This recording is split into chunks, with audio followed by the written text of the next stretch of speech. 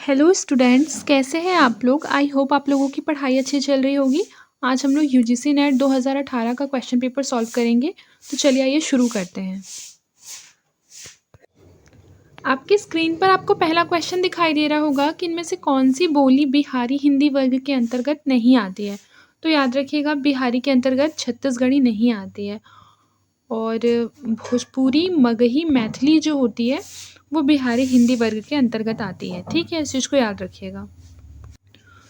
फिर संस्कृत का कोई भी शब्द मन चाहे ढंग से तोड़ मरोड़ कर तद्भव नहीं बनाया जा सकता। उपयुक्त विचार कौन से विद्वान का है? तो याद रखिएगा, रामविलास शर्मा का है। फिर लिखा है, सिद्धों और योगियों की रचनाओं का जीवन की स्वाभाविक अनुभूतियों और दशाओं से कोई संबंध नहीं है, अतः वे शुद्ध साहित्य के अंतर्गत नहीं आती। यह विचार किसका है? तो यह विचार रामचंद्र शुक्ल का है। Option number B. कि आरे नव जीवन अभिरामा, जत देखल तत कहे न पारीय, छौ अनुपम एक ठामा। उक्त काव्य पंक्तियों में कवि कहना चाहता है कि वह रूप वर्णन करने में असमर्थ है। ऑप्शन नंबर डी इसका करेक्ट आंसर हो जाएगा। फिर देखिए, 5th नंबर क्वेश्चन है कि रस गगन गुफा में अजर झरे, अजपा सुमिरन जाप करे। उक्त पंक्तियों में प्रयुक्त गगन गुफा का क्या अभिप्राय है? तो गगन गुफा का अभिप्राय है सहस्रार चक्र। फिर देखिए, हरिदासी संप्रदाय के राधा कृष्णा है, ये है लोक निरपेक्ष।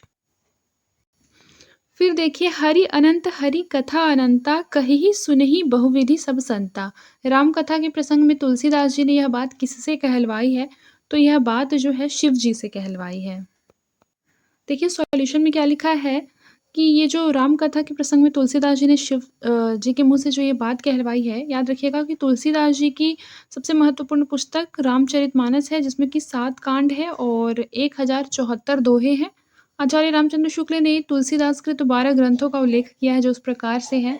वैराग्य संदीपनी, रामाज्ञा प्रश्न, राम लला नहछु, जानकी मंगल, पार्वती मंगल, कृष्ण गीतावली, विनय पत्रिका, दोहावली, बरवे रामायण और कवितावली।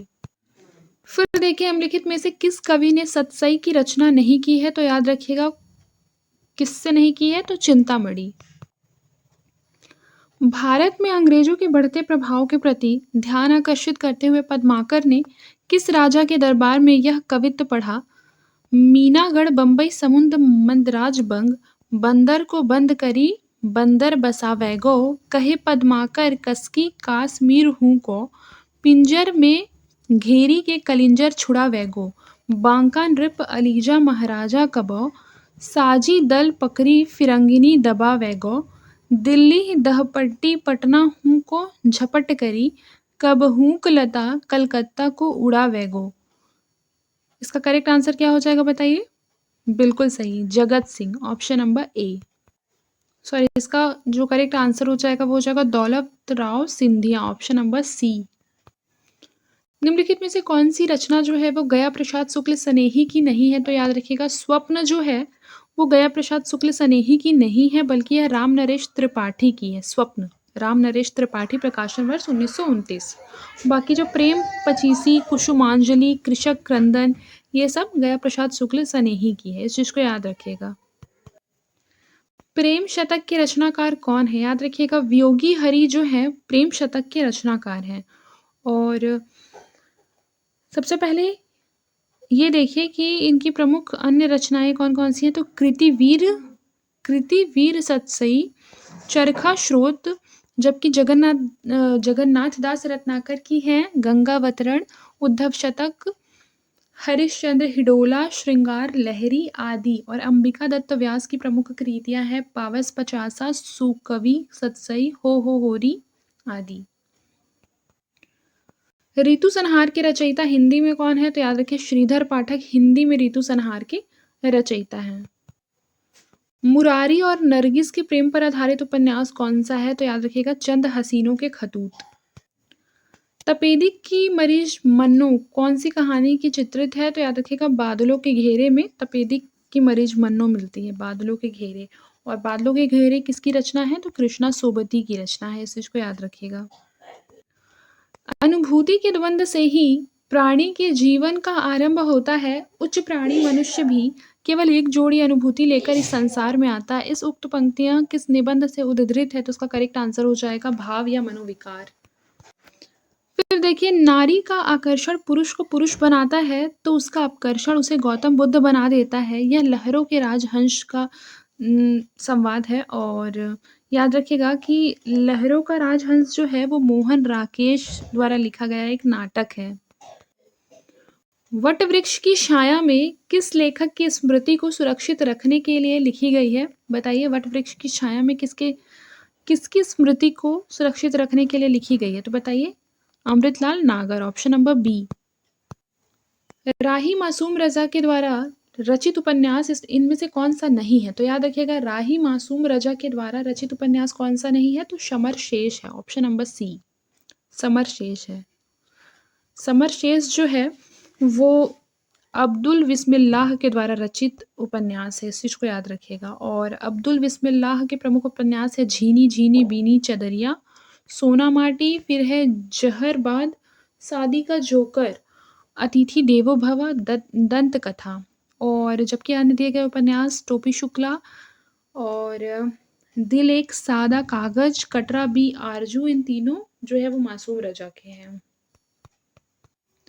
भक्ति के आंदोलन की जो लहर दक्षिण से आई उसी ने उत्तर भारत की परिस्थितियों के अनुरूप हिंदू मुसलमान दोनों के लिए एक सामान्य भक्ति मार्ग की भावना कुछ लोगों में जगाई।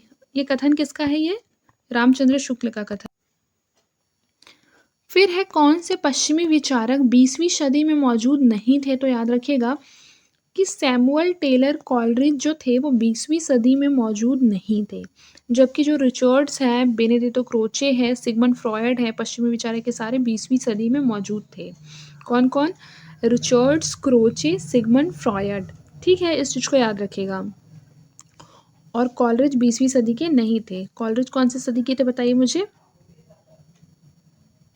देखिए, जो कॉलरिज थे उनका प्रमुख ग्रंथ कौन सा था? तो बायोग्राफिया लिटरेरिया, आयर रिचर्ड्स की प्रमुख पुस्तक है principle of literary criticism, science and property, and Croce की पुस्तक तो हमें पता है एस्थेटिक है एक, और एक है पोम्पस एंड बैलेट्स।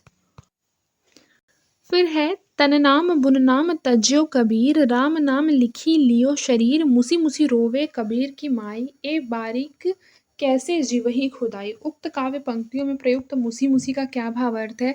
देखिए, मुसी मुसी का भावार्थ है मन ही मन रोना, सिसक सिसक कर रोना। ठीक है। फिर देखिए, यंद्री का लड़बड़ा, जिह्वा का फुहड़ा, कांच का जति, मुख का सती, जो सत पुरुष उत्तमो कथी। गोरखनाथ की दृष्टि से सच्चा साधक वही है जो कि संयमी हो और इंद्र दमन करने वाला हो, इंद्रिय दमन करने वाला। ठीक है, यानी कि AN B। ठीक है।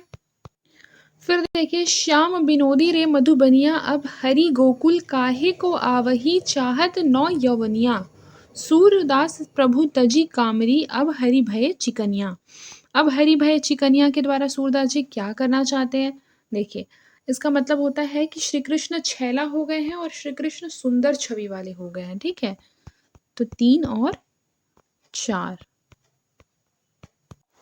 फिर देखिए, अगला क्या क्वेश्चन है? अगला है कि यो ही मन मेरो मेरे काम न रह्यो माई, श्याम रंग हवे करी सामान्यो, श्याम रंग में उक्त काव्य पंक्तियों में कोई गोपी या भक्त कहना चाहते हैं कि श्री कृष्ण के रंग में रंग कर मेरा मन उन्हीं के जैसा हो गया है, मेरा मन श्री कृष्ण के वश में हो गया है। देखिए, फिर हमारा अगला क्वेश्चन क्या है? रीतिकालीन आचार्यों की 3 श्रेणियां हैं, इनमें से कौन कौन सी बताइए। तो सबसे पहले उद्भावक आचार्य है, व्याख्याता आचार्य है, कवि शिक्षक है। ठीक है, उद्गाता आचार्य नहीं है। इस तरह से अगर देखा जाए तो करेक्ट आंसर होगा ऑप्शन नंबर सी। फिर है, रास पंचाध्यायी की प्रमुख विशेषताएं कौन कौन सी है? तो देखिए, जो रास पंचाध्यायी है उसकी प्रमुख विशेषताएं हैं, यह रोला छंद में लिखी गई है, और दूसरा, इसमें कृष्ण की रास लीला का विस्तार के साथ वर्णन किया गया है। फिर है कि इसमें अनुप्रासादी युक्त साहित्यिक भाषा का प्रयोग किया गया है, तो ये भी हमारा सही है। इस तरह से देखा जाए तो ऑप्शन नंबर बी क्या हो जाएगा? हमारा करेक्ट आंसर हो जाएगा। देखिए, रास पंचाध्यायी की प्रमुख विशेषताएं पूछ रहा है। देखिए, सबसे पहले तो रास पंचाध्यायी जो है याद रखिएगा कि वो नंद दास के द्वारा लिखी गई है और यह रोला छंद में लिखी गई थी। इसमें श्री कृष्ण की रास लीला का विस्तार के साथ वर्णन किया गया है, ये भी सही है। और इसमें अनुप्रासादी युक्त साहित्यिक भाषा का प्रयोग है, ये भी सही है। और इसमें दुरारूह कल्पना दिखाई देती है, ये चीज़ गलत है। तो अगर हम 4 को एलिमिनेट करेंगे तो हमारा करेक्ट आंसर आएगा ऑप्शन नंबर बी। फिर हमारा अगला क्वेश्चन है कि सूरदास जी के बारे में आचार्य रामचंद्र शुक्ल द्वारा लिखित कथन में से कौन सा सही है? तो देखिए, लिखा है कि उन्होंने विट्ठलनाथ की आज्ञा से श्रीमद् भागवत की कथा को पदों में गाया था, तो ये बात गलत है। फिर लिखा है उन्होंने भागवत के दशम स्कंद की कथा इतिवृत्त के रूप में कह दी थी, ये भी सही है। और उन्होंने भिन्न भिन्न लीलाओं को अत्यंत मधुर और मनोहर पदों में गाया, ये भी सही है। उनके पद अत्यंत प्रगल्भ और काव्यपूर्ण है, ये चीज़ भी सही है। इस तरह से देखा जाए तो हमारा जो करेक्ट आंसर हो जाएगा वो हो जाएगा ऑप्शन नंबर सी। फिर देखिए, रहीम की कविता नगर शोभा की मुख्य विशेषताएं क्या क्या है? तो देखिए, सबसे पहले इसमें नगर का संकुचित वर्णन किया गया है, ये भी सही है। और इसमें वर्ण व्यवस्था के अनुसार उनके जाति की स्त्रियों का वर्णन किया गया है। और उसके पश्चात इनमें स्त्रियों को उत्कृष्ट कोटि का बताया गया है, ये चीज़ गलत है। उत्कृष्ट कोटि का स्त्रियों को नहीं बताया गया नगर शोभा में।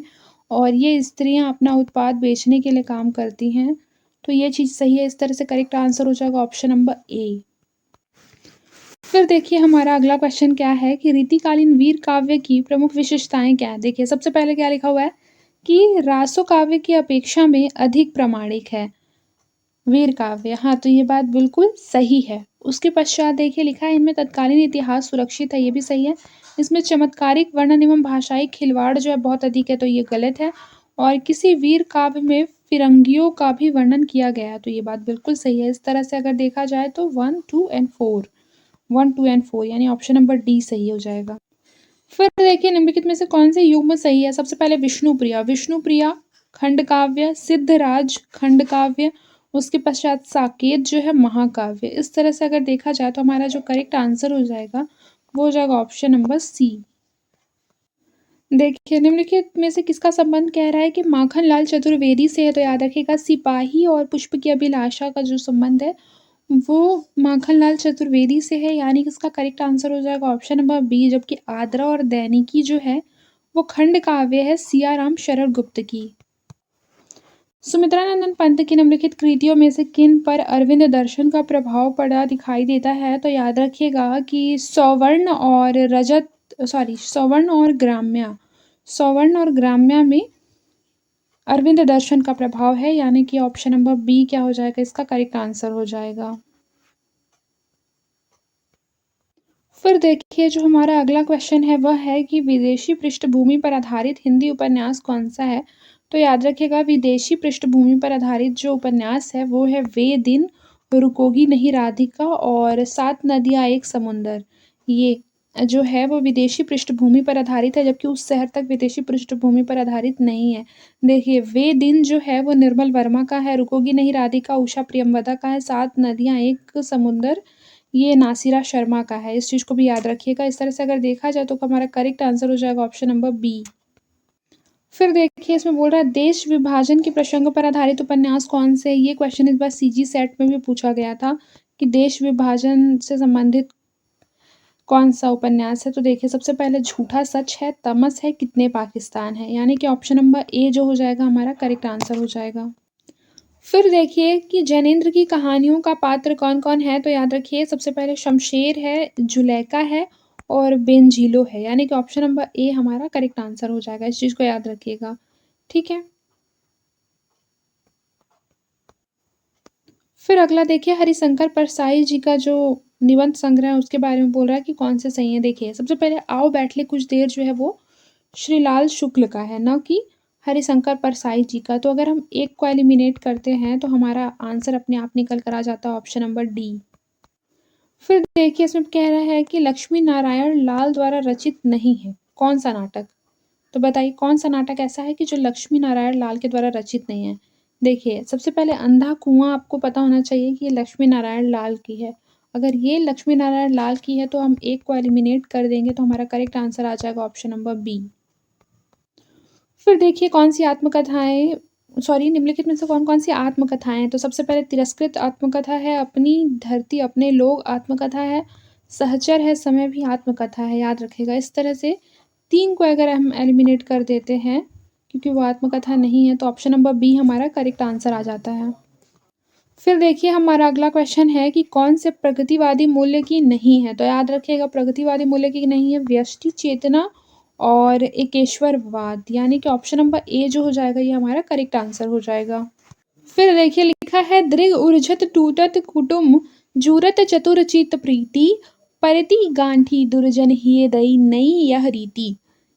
इस संबंध में कौन सा कथन जो है वो सही है? तो बताइए कौन सा कथन सही है? सबसे पहले तो उसमें प्रेमी प्रेमिका के प्रेम का स्वाभाविक वर्णन है और इसमें असंगति अलंकार है, यानी कि 2 एंड 3। तो इस तरह से ऑप्शन नंबर डी इसका करेक्ट आंसर होगा।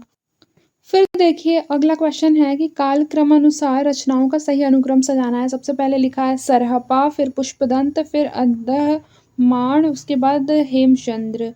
इस तरह से अगर देखा जाए तो ऑप्शन नंबर ए हमारा करेक्ट आंसर है। यहाँ उनका समय भी दिया हुआ है, ये भी आप एक बार देख लेंगे।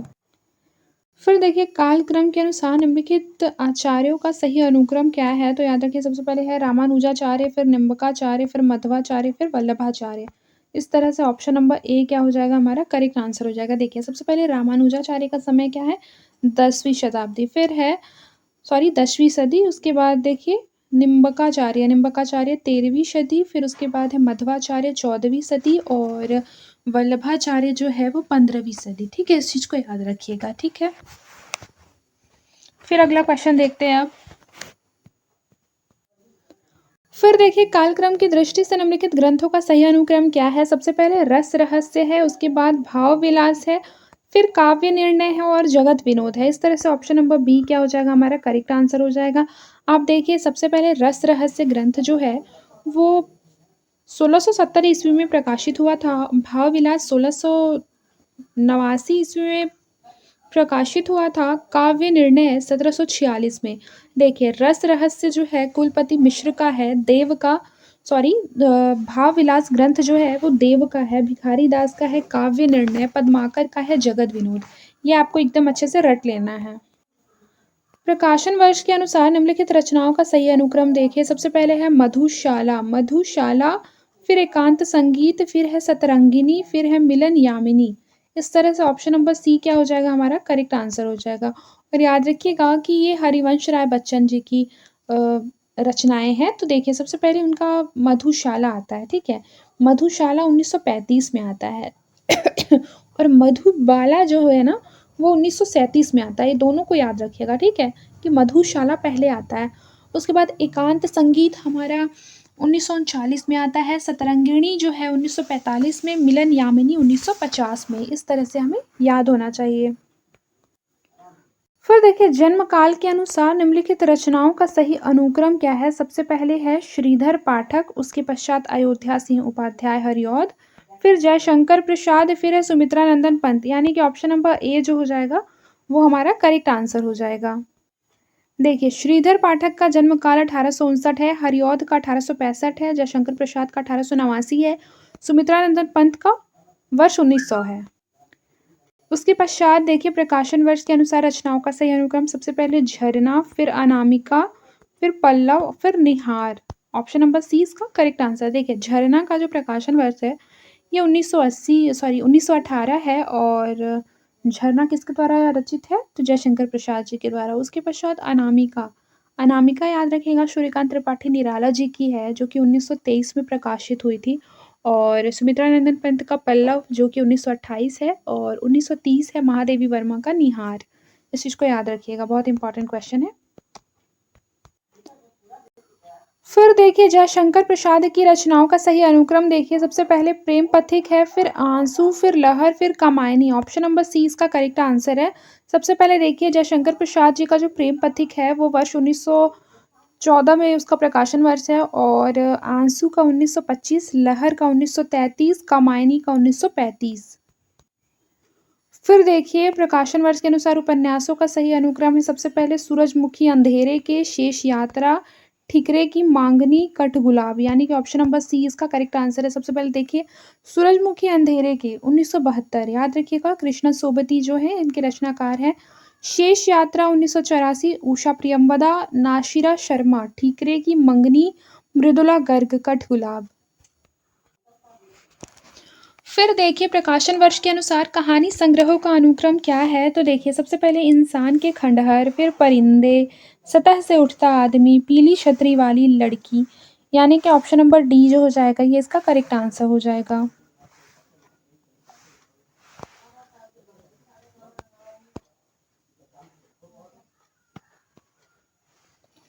देखिए फिर अगला जो यहाँ पे सॉल्यूशन लिखा है एक बार उससे पढ़ लेते हैं। देखिए सबसे पहले लिखा है कहानीकार और कहानी संग्रह। सबसे पहले मोहन राकेश का इंसान के खंडहर, ठीक है। याद रखिए 1950 प्रकाशन वर्ष है। निर्मल वर्मा का परिंदे है। मुक्ति बोध का सतह से उठता आदमी और उदय प्रकाश का पीली छतरी वाली लड़की। फिर देखिए विद्या निवास मिश्र के निबंधों का सही अनुक्रम क्या है। सबसे पहले तमाल के झरोखे से शेफाली झर रही है, फिर शिरीष की याद आई, फिर है रथ यात्रा, यानी ऑप्शन नंबर ए क्या होगा इसका करेक्ट आंसर हो जाएगा। निबंध संग्रह जो है तमाल के झरोखे से, उसका प्रकाशन वर्ष है 1981। शेफाली झर रही है 1989। शिरीष की याद आई 1995। रथ यात्रा 2002। अंधा युग नाटक के अंक शीर्षकों का सही अनुक्रम क्या है। सबसे पहले देखिए ये क्वेश्चन काफ़ी ज़्यादा इंपॉर्टेंट है और ये इस बार भी आ सकता है, एक बार देख लीजिए। सबसे पहले है कौरव नगरी, फिर पशु का उदय, अश्वत्थामा का अर्धसत्य, गांधारी का शाप। इस चीज़ को याद रखिएगा। फिर देखिए अगला क्वेश्चन प्रकाशन वर्ष के अनुसार आत्मकथाओं का सही अनुक्रम देखना है। सबसे पहले क्या भूलूं क्या याद करूं, उसके बाद टुकड़े टुकड़े दास्तान, सहचर है समय, आज के अतीत। याद रखिएगा ऑप्शन नंबर 20 का करेक्ट आंसर हो जाएगा। ये सारा आत्मकथा है। फिर देखिए हरिवंश राय बच्चन का क्या भूलूं क्या याद करूं आत्मकथा, ये जो है 1969 का है। अमृतलाल नागर का टुकड़े टुकड़े दास्तान 1986 का है। रामदरश मिश्र सहचर है समय 1991 का है। भीष्म साहनी का आज के अतीत 2003 का है। ठीक है, इस चीज़ को याद रखिएगा, काफ़ी इंपॉर्टेंट है। फिर देखिए कालक्रम की दृष्टि से साहित्य सिद्धांतों का सही अनुक्रम देखिए। सबसे पहले रस है, फिर अलंकार है, फिर रीति है, फिर ध्वनि है। ऑप्शन नंबर बी हो जाएगा, ये इसका करेक्ट आंसर हो जाएगा। देखिए रस का है, ये दूसरी सदी में आया था, आचार्य भरत मुनि के द्वारा दिया गया था। और भामह का 6वीं शताब्दी में उन्होंने अलंकार सिद्धांत दिया था। वामन का रीति सिद्धांत 8वीं सदी। 9वीं शती आनंदवर्धन का ध्वनि सिद्धांत। आनंदवर्धन का ध्वनि सिद्धांत जो है वो सबसे अंतिम है। फिर देखिए काव्य शास्त्रीय ग्रंथों का कालक्रम अनुसार सही अनुक्रम क्या है, तो आइए देखते हैं। सबसे पहले काव्यादर्श, फिर है ध्वन्यालोक, फिर है काव्य मीमांसा, फिर है वक्रोक्ति जीवितम, यानी कि ऑप्शन नंबर सी जो हो जाएगा ये इसका करेक्ट आंसर हो जाएगा। सबसे पहले देखिए दंडी, दंडी जो है वो काव्यदर्श ग्रंथ के लेखक है। याद रखिए काव्यदर्श, दंडी का काव्यदर्श, आनंदवर्धन का ध्वन्यालोक, राजशेखर का काव्य मीमांसा, कुंतक का वक्रोक्ति जीवितम। और सबसे पहले दंडी का 7वीं सदी में आएगा, आनंदवर्धन राजशेखर 9वीं सदी और कुंतक का 10वीं सदी। फिर देखिए जन्म वर्ष के अनुसार पाश्चात्य विचारों का सही अनुक्रम क्या है, तो सबसे पहले है सैमुअल टेलर कॉलरिज, फिर है मैथ्यू आर्नल्ड, फिर है आस्कर वाइल्ड, उसके पश्चात आई रिचर्ड्स, यानी ऑप्शन नंबर 20 का करेक्ट आंसर हो जाएगा। देखिए सैमुअल टेलर कॉलरिज के बारे में बात करें तो इनका जो जन्म काल है वो 1772 है। मैथ्यू आर्नल्ड 1822 है। आस्कर वाइल्ड जो है 1856 है। आई रिचर्ड्स 1893 है। देखिए फिर यहाँ अगला क्वेश्चन असर्शन वाला और रीज़न वाला है। सबसे पहले लिखा हुआ है कि काव्य श्रवण या नाट्य दर्शन से आविर्भूत रस आनंद का ही पर्याय होता है। ये बात बिल्कुल सही है। उसके पश्चात लिखा है क्योंकि पश्चिमी शास्त्रों में रस को ब्रह्मानंद का समानार्थी कहा गया है। तो याद रखिएगा पश्चिमी शास्त्रों में नहीं बल्कि भारतीय शास्त्रों में ब्रह्मानंद का समानार्थी किसे कहा गया है, रस का समानार्थी ब्रह्मानंद को कहा गया है। ठीक है, इस चीज़ को याद रखिएगा। तो उस हिसाब से हमारा ये स्टेटमेंट रॉन्ग है और ये राइट है। फिर देखिए असर्शन है कि रस न तो निर्विकल्प ज्ञान का विषय है और न सविकल्प, तो ये बात बिल्कुल सही है। और फिर लिखा हुआ है क्योंकि तर्क में क्या दे रहा है, क्योंकि रस की प्रतीति में श्रृंगार वीर हास्य करुण आदि रस विशेष रूप से आभासित होते हैं, इसलिए रस निर्विकल्प ज्ञान का विषय नहीं है। देखिए, सबसे पहली बात तो रस जो है वो निर्विकल्प ज्ञान का विषय है, ऐसा नहीं कहा जा सकता कि नहीं है, ठीक है? तो ये हमारा रॉन्ग हो जाएगा। ये अगला क्वेश्चन है कि असर्शन में है कि काव्य और कला सृजन संघर्ष का फल है। ये बात बिल्कुल सही है। फिर इसमें तर्क में दिया हुआ है क्योंकि सृजनशील व्यक्तित्व गतिशीलता के साथ अपने समय के अभाव और दबाव से जूझता है। तो ये बात भी बिल्कुल सही है। तो ये दोनों स्टेटमेंट सही होने की वजह से हमारा करेक्ट आंसर हो जाएगा ऑप्शन नंबर डी। फिर देखिए हमारा अगला क्वेश्चन है जिसमें अजर्शन दिया हुआ है कि मिथक शास्त्र के अनुसार मनुष्य की मानसिक संरचना को समझने की एक भ्रामक विद्या होती है, वो है मिथक शास्त्र। तो ऐसा कहा नहीं जा सकता कि एक भ्रामक विद्या है, ठीक है? ये कहना गलत है, इसलिए ऑप्शन नंबर ए तो ये तो हमारा गलत हो गया। फिर उसके बाद रीज़न में बोल रहा है क्योंकि यह एक असत्य कथा, मिथ्या और कोरी है। देखिए ऐसा भी कहना कि जो मिथक शास्त्र होता है वो पूरी तरह से असत्य और कोरी कल्पना है, ये भी सही नहीं है क्योंकि इसमें कुछ यथार्थ और कुछ कल्पना हो सकते हैं। तो इसका जो करेक्ट आंसर हो जाएगा ये हमारा हो जाएगा both are wrong, option number C जो हो जाएगा वो करेक्ट आंसर होगा। फिर असर्शन है कि संचारी भावों के उदय होने से रसावस्था को स्थायित्व प्राप्त होता है। तो ये बिल्कुल सही है। रीज़न क्या दे रहा है कि क्योंकि विभाव, अनुभाव तथा संचारी भाव स्थायी भावों के सहायक और वर्धक होते हैं। तो ये भी हमारा सही है। इस तरह से ऑप्शन नंबर बी जो हो जाएगा हमारा करेक्ट आंसर हो जाएगा। इस चीज़ को याद रखिएगा। फिर देखिए अगला क्वेश्चन क्या कह रहा है। असर्शन में है कि बिंब विधान और चित्रात्मकता काव्य में महत्वपूर्ण उपादान है और इनसे कविता में सौंदर्य की वृद्धि होती है, किंतु ये साध्य नहीं है, ठीक है? इस चीज़ को याद रखिएगा। फिर देखिए क्योंकि कला की शक्ति का मूल स्रोत मिट्टी और जीवन है, कोर बिंबों का खेल कोरी आतिशबाजी का काम है। तो इसका जो करेक्ट आंसर हो जाएगा ये हमारा हो जाएगा ऑप्शन नंबर ए, क्योंकि ये दोनों ही सही है। फिर देखिए इस क्वेश्चन को तो हम कॉमन सेंस के हिसाब से ही सही कर सकते हैं। इस पर लिखा है कि वीरता का अनुकरण जो है वो किया जा सकता है वैसे ही जैसे मन की प्रसन्नता उधार ली जा सकती है। बताइए ये क्या पॉसिबल है कि अगर एक इंसान खुश नहीं है तो दूसरों की खुशी को उधार में ले सके? ऐसा नहीं है। ऐसा होता तो कोई भी डिप्रेशन में नहीं जाता, जो कि आजकल बहुत लोगों को डिप्रेशन हो रहा है। तो इस तरह से ये स्टेटमेंट हमारा रॉन्ग हो जाएगा। फिर अगला है क्योंकि वीरता का संबंध शरीर बल से होता है, मनोबल से नहीं। ऐसा नहीं है, मनोबल सबसे बड़ा होता है, शरीर बल से भी बड़ा होता है मनोबल। इस चीज़ को याद रखिए। ये भी हमारा रॉन्ग हो गया, ये भी रॉन्ग हो गया। तो हमारा जो करेक्ट आंसर हो जाएगा वो आ जाएगा option number D, both are wrong.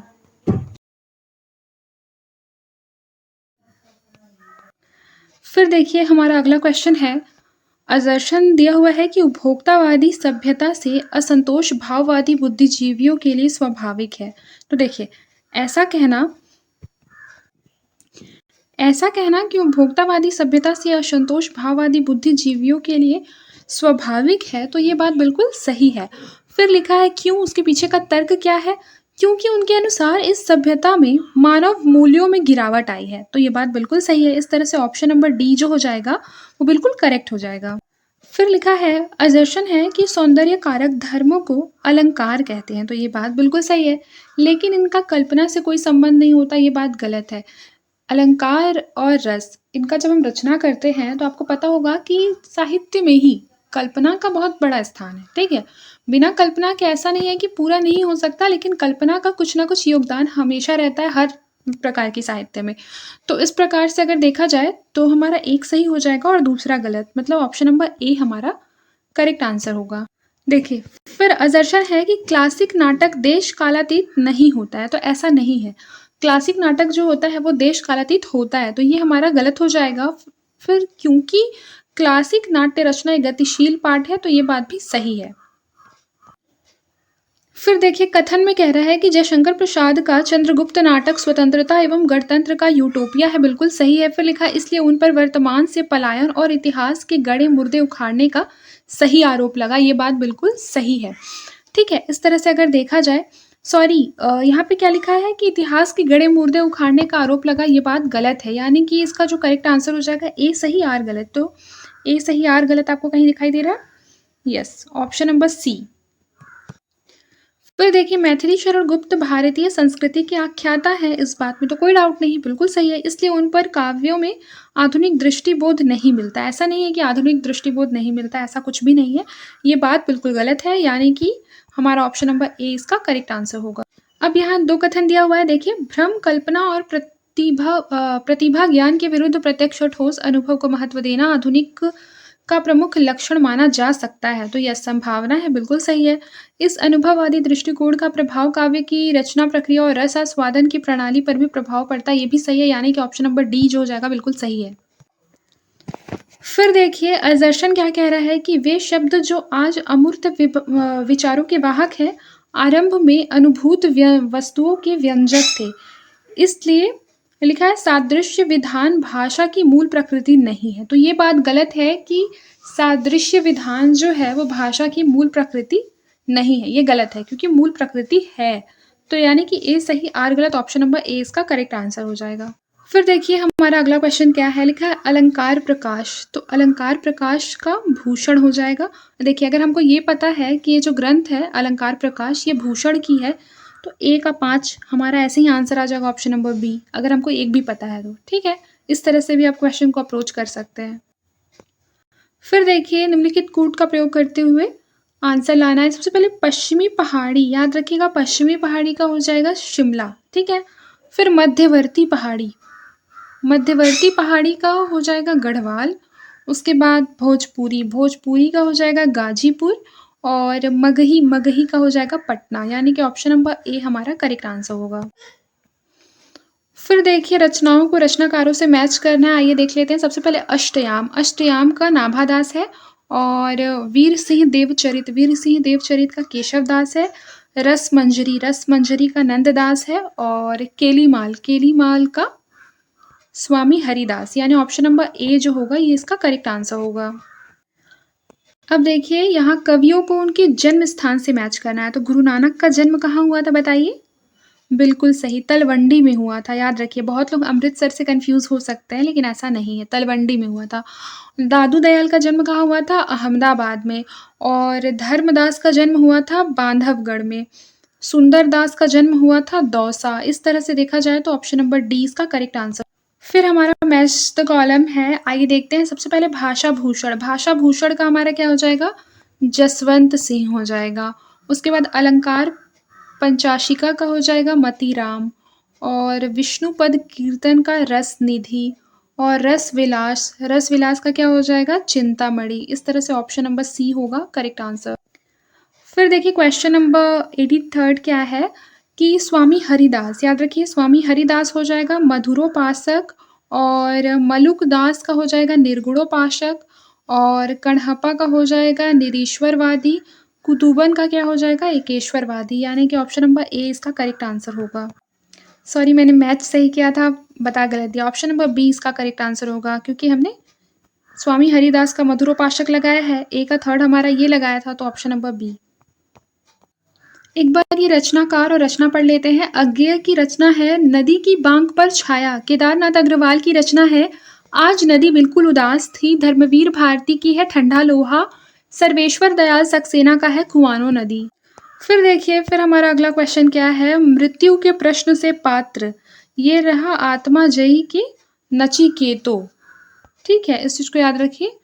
और फिर उसके बाद है कामाध्यात्म के प्रश्न से, कामाध्यात्म के प्रश्न से का हो जाएगा उर्वशी का जूझता पात्र पुरूरवा। उसके बाद युद्ध के प्रश्न से संशय की एक रात में जूझते राम, याद रखिए।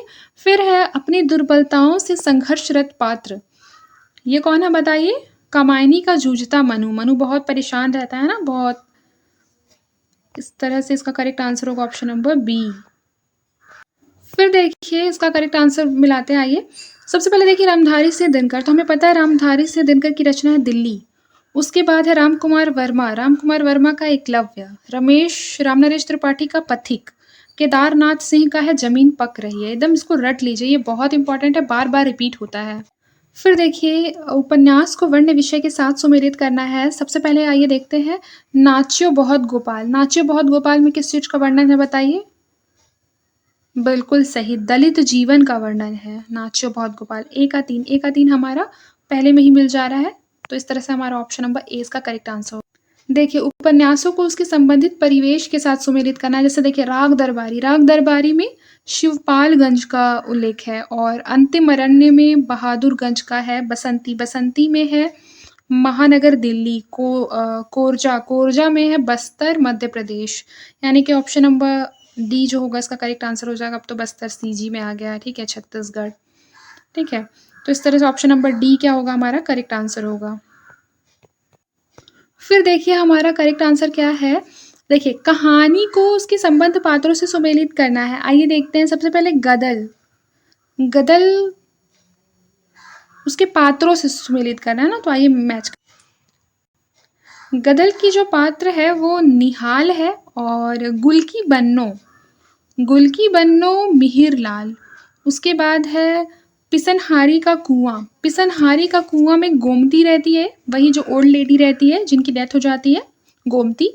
उसके पश्चात एक ठहरा हुआ चाकू में पात्र कौन है, मिन्नी। यानी कि ऑप्शन नंबर ए इसका करेक्ट आंसर होगा। अब देखिए, निबंध संग्रहों को उनके लेखकों से मैच करना है। सबसे पहले क्या लिखा हुआ है, बलकम खुद नामवर सिंह का है और बबूल और कैक्टस किसका है, रामदरश मिश्र का, बबूल और कैक्टस। और विचार वितर्क का हजारी प्रसाद द्विवेदी का। ये तो बहुत बार पूछा जाता है पीवाईक्यू में, विचार वितर्क। और कन्यादान किसका है बताइए, बिल्कुल सही, कन्यादान है अध्यापक पूर्ण सिंह का। इस तरह से ऑप्शन नंबर ए इसका करेक्ट आंसर होगा। देखिए, नाटक और नाटककारों को मैच करना है। सबसे पहले सुरेंद्र वर्मा का नाटक है सेतुबंध और हमीदुल्ला का नाटक है दरिंदे और मुद्रा राक्षस का है मरजीवा, शंकर शेष का है पोस्टर। यानी कि ऑप्शन नंबर ए जो हो जाएगा ये इसका करेक्ट आंसर होगा। फिर देखिए, यात्रा साहित्य से संबंध निम्नलिखित रचनाओं को उनके लेखकों के साथ सुमेलित करना है। सबसे पहले देखिए, कितना अकेला आकाश, इसके हो जाएंगे नरेश मेहता। और जहाँ फव्वारे लहू रोते हैं, नशीरा शर्मा। और आंखों देखा पाकिस्तान, कमलेश्वर का है। अंतहीन आकाश, ये है Vishwanath Prasad Tiwari. Option number A इसका करेक्ट आंसर होगा। देखिए, संरचनावाद का हो जाएगा क्लाड लेवी स्ट्रॉस, अस्तित्ववाद का अल्बर्ट कामू, मूल्य सिद्धांत का आइए रिचर्ड्स। उसके बाद यथार्थवाद का जॉर्ज लुकास। ठीक है, इस चीज़ को याद रखिएगा, काफ़ी इंपॉर्टेंट और ये बार बार पीवाईक्यू में रिपीट होता है ना, इस चीज़ को याद रखिएगा, इंपॉर्टेंट टिक कर लीजिए उसको। फिर देखिए, हमारा अगला क्वेश्चन है लक्ष्मीकांत वर्मा का है नई कविता के प्रतिमान। रामस्वरूप चतुर्वेदी के हैं कामायनी का पुनर्मूल्यांकन। शिवदान सिंह चौहान का है हिंदी साहित्य के 80 वर्ष। और शिव कुमार मिश्र का है भक्ति काव्य और लोक जीवन। ऑप्शन नंबर ए इसका करेक्ट आंसर। एक बार आप खुद से भी इसे मैच कर लेंगे। तो बस आज के लिए इतना ही, मिलते हैं नेक्स्ट क्लास में। तब तक के लिए अपना ख्याल रखें और मन लगाकर पढ़ाई करते रहें, क्योंकि एग्ज़ाम बहुत पास आ गया है। ठीक है, ऑल द बेस्ट।